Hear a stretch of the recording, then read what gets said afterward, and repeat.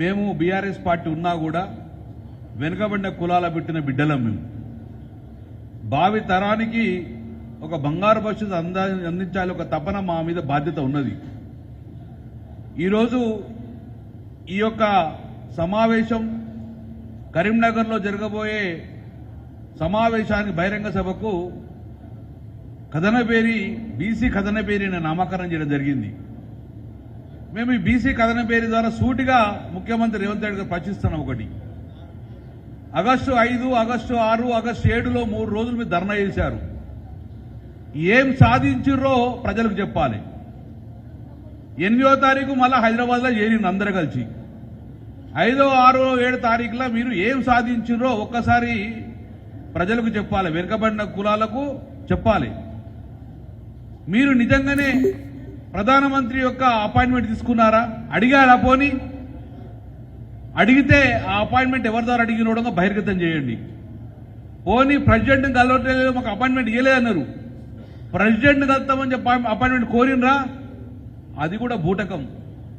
ఈరోజు రాహుల్ గాంధీతో పాటు 100 మంది ఎంపీలు అడిగితే ప్రధానమంత్రి మోడీ అపాయింట్మెంట్ ఇవ్వడా? ప్రెసిడెంట్ గారు అపాయింట్మెంట్ ఇవ్వరా? నిజంగా నీకు చిత్తశుద్ధి ఉంటే రాహుల్ గాంధీ రాకపోయే, సోనియా గాంధీ రాకపోయే, ఖర్గే రాకపోయే, నీ 100 మంది ఎంపీలలో ఒక్క ఎంపీ రాకపోయే. ఇక నీది ఎక్కడుంది చిత్తశుద్ధి నీకు? 14వ తారీఖు మేము కథనపేరి పెడుతున్నాం.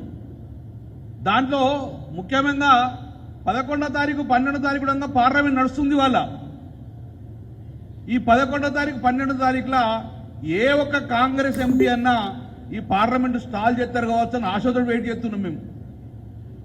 పోనీ కనీసం 0 అవర్ తీసుకొని మైక్ తీసుకొని అడుగుతారా అన్న ఆలోచన చూస్తున్నాం మేము.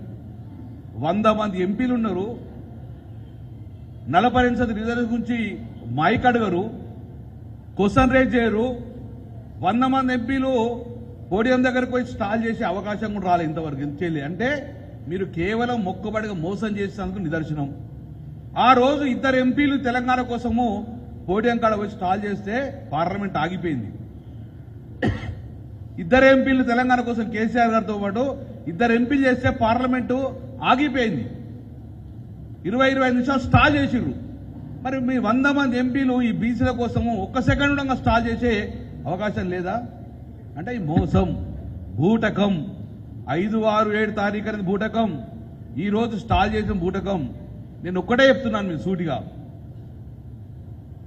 మమ్మల్ని మోసం చేస్తే తప్పక తిరుగుబాటు చేస్తాం, 100% తిరుగుబాటు చేస్తాం. మా జాతులను అవమానం చేస్తే తప్పగా మీ మీద తిరుగుబాటు చేస్తాం, మీ పార్టీ మీద, మీ ప్రభుత్వం మీద. అందుకే మమ్మల్ని ఇబ్బంది పెట్టకుండా మాకు ఏదైతే 42% ఇస్తా అని చెప్పి మొత్తం గంపగుతా మా ఓట్లను వేసుకొని నువ్వు గడ్డెనెక్కినవో, నువ్వు ఈ అంశాన్ని వదిలినా నిన్ను మేము వదలం. ఈ బీసీల 42% అంశాన్ని మీరు వదిలిపెట్టినా మేము మాత్రం నిన్ను వదిలిపెట్టే సమస్య లేదు. ఎట్టి బస్సులో సాధించుకునేదాకా కథనపేరి పిలుపుతోటి నీ ఎంబడే పడతాం. కాబట్టి మమ్మల్ని మోసం చేయకండి. డెఫినెట్గా మా 42% మీరు ఏదైతే కామారెడ్డి డిక్లరేషన్ వాళ్ళు ఇచ్చిండ్రో అది ఇమ్మీడియట్ ఇవ్వండి. దాంతోపాటు ప్రధానంగా మా డిమాండ్, కేసీఆర్ గారు ముఖ్యమంత్రి అయిన తర్వాత జీహెచ్ఎంసీ మేయర్గా ఓసీగా ఉండడంగా 2 సార్లు కూడా బీసీకి అవకాశం ఇచ్చిండ్రు. రాబోయే ఎన్నికలలో మేయర్గా బీసీకి అవకాశం ఇవ్వండి. జనరల్ ఇస్తే క్యాబినెట్కి ఈక్వల్గా ఆర్టీసీ చైర్మన్ను 10 సంవత్సరాల్లో 2 సార్లు బీసీకే కేటాయించిన గౌరవ ముఖ్యమంత్రి కేసీఆర్ గారు. ఈ రోజు కూడా రాబోయే కాలంలో ఆర్టీసీ చైర్మన్ లాంటి మంచి ప్రముఖ చైర్మన్ కూడా బీసీలకే కేటాయించండి. ఎందుకంటే మా కేసీఆర్ గారు బీసీలకు ఆత్మగౌరవ భవనాలతో పాటు ఎన్నో అంశాలు కూడా కథనపేరి చెప్తాం. రాజకీయంగా కూడా మాకు అవకాశం కల్పించింది, సామాజికంగాతో పాటు ఆర్థికంగా అవకాశం కల్పించింది. కాబట్టి ఇలాంటి ముఖ్యమైన పోస్టులు కూడా బీసీలకు కేటాయించండి. మేము కేటాయించినట్టు 18 మంత్రులు ఉన్నారు, 42% 8 మంత్రులు రావాలి, 3 ఉన్నారు, ఇంకా 5 కూడా తప్పక. నీ చేతుల్లో 10 కదా, నీ చేతుల్లో పని 5 మంత్రులంగా డెఫినెట్గా బీసీలకు ఇవ్వాలని చెప్పేసి మా డిమాండ్ చేస్తున్నాం. ఏదో ఓట్లు కొల్లగొట్టినాం, జీవో ఇస్తున్నాం, ఆర్డినెన్స్ ఇస్తున్నాం అని పక్కకు వారేసే పరిస్థితి చేయకండి. దాన్ని కోల్డ్ స్టోర్లో పెట్టే ప్రయత్నం చేయకండి. మేము జాగృతంగా ఉన్నాం. ఎట్టి బస్సులో బీసీ సంఘాలన్నీ కలుపుకుంటాం. నీ వెంబడే 40% రిజర్వేషన్ వచ్చేదాకా నీ వెంబడే ఉంటాయని చెప్పి రేవంత్ రెడ్డి ప్రభుత్వాన్ని హెచ్చరించడం జరుగుతుంది. తర్వాత 14వ తారీఖు నాడు సాయంత్రం మధ్యాహ్నం 2 గంటలకు సమావేశంకు ప్రారంభించుకుంటాం. కేటీ రామారావు గారు వస్తుండ్రు, మా రాష్ట్ర వర్కింగ్ ప్రెసిడెంట్ గారు.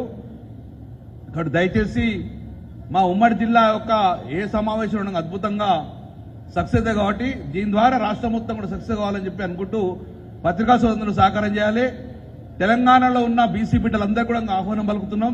తప్పక రాండి. ఇది పొలిటికల్ పార్టీ ఇష్యూ అయినా కూడా బీసీలకు ఆత్మగౌరవం సంబంధించిన అంశం కాబట్టి తప్పక సక్సెస్ చేయాలని చేసి మనస్ఫూర్తిగా కోరుకున్నాను. జై తెలంగాణ, జై బీసీ.